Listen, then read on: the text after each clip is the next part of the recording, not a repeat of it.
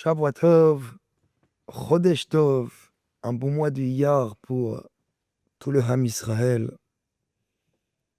De bonnes nouvelles pour le Ham Israël, pour le peuple juif. Je voudrais parler avec vous de l'importance de Sfirat HaOmer. On sait que Sfirat HaOmer, c'est une mitzvah qu'on a de compter le Homer pendant 49 jours. Mais c'est quoi le travail qu'on doit prendre en nous en cette période de Sfirat HaOmer? On sait que c'est censé être Tikkun Amidot, réparer nos midot. Mais si on se pose une question et on se demande, est-ce que on arrive vraiment à changer? Alors on sait que changer, c'est dur de changer. On ne change pas si simple, on ne change pas si facilement. On sait que ceux qui veulent changer, ça prend du temps. Mais en vérité, Sfirat HaOmer nous apprend ici le changement de nos midot. Qui veut dire comment aujourd'hui je peux changer, devenir une meilleure personne. Les caractères qu'on a en nous sont Chesed, Gvura, Tiferet, Netzach, Yesod, Od, Malchut. Il y a 7 différents caractères qu'on a en nous, d'avoir du Chesed, d'avoir de la Gvura, d'avoir Tiferet, un mélange de bonté et de rigueur, s'adapter de la personne qui est en face à toi, s'adapter au niveau de ton enfant, d'être gentil avec lui, d'avoir un peu de rigueur, mais de comprendre vraiment comment on peut le rendre meilleur, comment nous on peut être meilleur. Et c'est pour ça que on compte Sfirat HaOmer tous les jours pendant le mois de Iyar, quelques jours qu'on a compté pendant le mois de Nissan et quelques jours qu'on comptera pendant le mois de Sivan. Et c'est Sfirat HaOmer qu'on compte chaque jour est censé justement nous faire le tikkun amidot, de réparer nos caractères qu'on a. On sait que devenir et changer d'un coup, c'est très dur. Mais en vérité, ce qu'on veut, c'est quoi? C'est changer un petit peu. Un tout petit peu qui va te renforcer dans le bon chemin. On sait que Rabbi Akiva, qui avait cette importance en lui de se travailler et de travailler avec le peuple, de montrer la grandeur de Ve'ahavta l'iracha kamocha, d'aimer son prochain comme soi-même. Malheureusement, le pauvre Rabbi Akiva a perdu 24 000 élèves.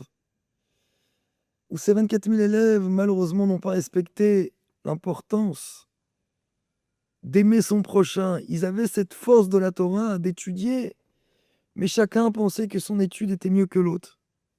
Est-ce que c'est bien, est-ce que c'est pas bien? On n'est pas là pour juger, mais après tout, on voit que Rabbi Akiva, il y avait 5 élèves qui sont restés pour continuer la grandeur de Havat Israël. Mais vient en vérité Sfirat HaOmer pour nous apprendre que Tikkun Amidot, de changer nos midot, est très important de dire comment je vais changer. On pense souvent qu'on dit je vais attendre demain pour changer. Ou je vais attendre que quand je vais devenir religieux, alors je vais pouvoir changer. Ou je vais attendre demain que quand j'aurai un enfant et que je dois éduquer mon enfant, alors moi-même je vais commencer à changer. Ou je vais attendre demain que quand j'aurai un enfant, alors j'enlèverai la télé de la maison parce que mon enfant ne peut pas savoir que j'ai une télé. Non, il faut commencer dès maintenant. Ayom la sotam, c'est aujourd'hui qu'on doit faire. On pense que des fois, il faut changer que quand ça nous arrange. Il faut en vérité faire maintenant, vivre avec le moment présent. Le passé, c'est du passé, le futur, c'est du futur. Quand on dit dans la Mishnah, Ezo Ashir Asamar Bechelko, en vérité, c'est d'être heureux ce qu'on a maintenant, ce qu'on a maintenant. Souvent, on se dit, ah, quand j'aurai ça et ça, alors je deviendrai ça. Non, ce que tu as maintenant, c'est ce qui va te rendre l'homme le plus heureux du monde. Il y a 2 façons de vivre. Il y a des façons de gens qui aiment vivre et toujours dire, je veux plus, je veux plus, je veux plus. Alors oui, ça ne veut pas dire que c'est pas bon. Mais ce que tu as maintenant, appréciez ce que tu as. Il y en a qui ont peu de choses, mais ils apprécient. Il y en a qui ont énormément de choses, mais ils n'apprécient pas, ils veulent toujours encore et encore. Ça, c'est pas bon. Travailler d'injuste, c'est quoi? C'est d'apprécier ce que tu as maintenant. Et ce que tu as maintenant, le plus que tu as maintenant, c'est d'être heureux. Pourquoi? Parce que tu as Akadosh Baruch Hu, tu as toi-même. Tu es proche d'Hachem. Tu es heureux de vivre. Alors, ce que tu as maintenant, sois content. Et on sait qu'il y a une très belle histoire que je voudrais raconter, qui est une histoire de Rabbi Levi Yitzhak Miverditchever. Rabbi Levi Yitzhak nous apprend une histoire énorme, que nous-mêmes, on peut se travailler en nous. On raconte que Rabbi Levi Yitzhak, il était dans son village, qui était le Rav de la ville, à Berditchev. Et on sait que tous les Shabbat Mevarchim, on sait que, par exemple, il y a certains coutumes que, par exemple, avant Kol Nidre, il y a ceux qui lisent tout le livre du Télim. Donc, on sait qu'on doit lire le Télim entier, chaque Shabbat Mevarchim, Baruch Hashem. Et on raconte une fois qu'il y avait un juif qui était dans le village de Rabbi Levi Yitzhak Merditchever, qui aimait pas du tout Rabbi Levi Yitzhak, qui était un peu jaloux de lui. C'est jaloux. Il va le voir, Erev Shabbat, Erev Chag, il va le voir pour lui dire, bon, viens, on fait le shalom, viens, on fait la paix. Il vient maintenant avec une bouteille d'alcool qui est très, très, très dure, difficile à boire. C'est dès que tu bois 3 gouttes, tu deviens sous directement. C'est l'alcool qui est 69 secure. Tu goûtes une petite goutte vraiment, tu deviens chicor direct. Et comme ça, on raconte que ce juif-là qui est venu voir Rabbi Levi Yitzhak, qui est venu voir, il dit, voilà, entre moi et vous, voilà, je sais que depuis quelques mois, j'ai du mal à vous aimer, mais je voudrais faire le shalom. Et il vient avec une bouteille, il lui donne une goutte. On fait les chaim ensemble pour qu'on arrange cette histoire. Il lui donne une goutte. Et ça suffit pas. Pour le shalom, ils font une deuxième goutte. Il donne une deuxième goutte, ça suffit pas. Troisième goutte. Chazaka. Et il pensait qu'en faisant comme ça, il va rendre Shikor sous Rabbi Levi Yitzhak, le rave de la ville de Berditchever. Mais Rabbi Levi Yitzhak, il prend le verre comme ça, il sait qu'il veut lui faire un petit coup, qu'il veut jouer avec lui, il prend le verre, il fait comme ça qu'il boit, mais en fait, il jette à côté, et il jette, et il jette. Et Tchermont, il a rien bu, parce qu'il savait que c'était du mashki qui était très très fort, de la colle très fort.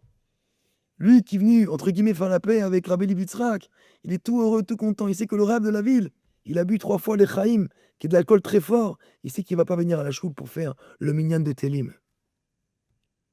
Donc lui, il est tout content. Et il arrive à la choule, et les gens, ils attendent Rabbi Levi Yitzhak, le rave de la ville. Tout le monde veut commencer à faire le Télim. Et il arrive comme ça, ce juif qui a voulu faire descendre Rabbi Levi Yitzhak. Il est tout content, il voit que Rabbi Yitzhak n'est pas là. Il se dit, peut-être c'est moi qui va commencer à faire Télim. Le rave n'est pas là, c'est moi qui va prendre sa place. Et 5 minutes, 10 minutes, jusqu'à que Rabbi Levi Yitzhak, bien sûr, il arrive à la salle comme ça dans la choule, et il rentre. Tout le monde est content devant le rave. Le rave, il arrive devant le Hamoud, et il commence à faire Télim. Et il fait Télim 1, Télim 2, Télim 3. Et on sait que chez Ashkenaz, quand on fait le Télim, chez Chabad, on lit le début à voix haute et on lit la fin à voix haute. Et il arrive en un des Télim 42 où là-bas, il y a un passouk qui dit Bezot Yanati, qui rafas mais qui arrive à l'aïe. Où là-bas, il y a un passouk qui dit que quoi? Que Rabbi Levi Yitzhak m'a dit Chavili à voix haute, comme ça, il dit que Dieu puisse faire du bien à ceux qui veulent du mal à un juif. Ça veut dire que Rabbi Levi Yitzhak a dit à voix haute comme ça. Et le juif qui a entendu que Rabbi Levi Yitzhak a dit ce passouk à voix haute, que ceux qu'Akadosh Baruch Hu dit dans le Télim, David Amelech dans le Télim, il dit quoi? Il dit des fois, il y a des gens qui veulent faire du mal et qui sont jaloux. Mais en vérité, Rabbi Levi Yitzhak, il a prié pour lui dire que Dieu, Akadosh Baruch Hu, qui puisse aider le juif qui veut te faire du mal. Nous, on voit quelqu'un qui nous fait du mal. Alors on veut le détruire, on veut se venger. Non. Tikkun midot, changer nos midot. Et de se dire en nous maintenant que je reste quelqu'un de gentil. Même s'il y a quelqu'un qui veut te faire du mal, Rabbi Levi Yitzhak nous apprend qu'il a voulu faire du mal. Mais en vérité, que Dieu le protège, que Dieu le soigne, que Dieu le guérit par rapport à ça qu'il a voulu faire mal à un autre juif. Donc, Sfirat Omer, les amis, c'est Tikkun Amidot. On a besoin de changer. Que si on est trop gentil envers quelqu'un et que c'est pas bien, si on veut trop gâter nos enfants et à la fin des enfants ils deviennent des enfants gâtés pourris, c'est pas bon. Il faut un peu mettre de rigueur. Ou si on est trop rigueur avec nos enfants et qu'à la fin l'enfant il a du mal, eh ben on met un peu de gentillesse. Il faut réfléchir aujourd'hui, pendant cette période du Homer, pour renforcer l'importance de Ve'afta, l'Erach Kamocha. Aimer son prochain. Comme Rabbi Levi Yitzhak l'a fait. On lui a fait du mal, il ne s'est pas vengé. Il s'est travaillé sur lui, Rabbi Levi Yitzhak, pour dire à Hachem, s'il te plaît, Hachem, essaye de prier pour lui, qu'Akadosh Baruch Hu fasse qu'il soit guéri et qu'il arrête d'être jaloux des autres. Ça, c'est le travail qu'on doit prendre sur nous. Que Dieu puisse faire Bezat Hashem, quand c'est pas de se faire à Omer, qu'on puisse voir le bien envers chacun de nous. Et comme ça sera le vrai Tikkun Amidot. Réparez-nous et grâce à ça, on puisse voir la vie du Mashiach avec le troisième État Midrash. Des bonnes nouvelles à tous.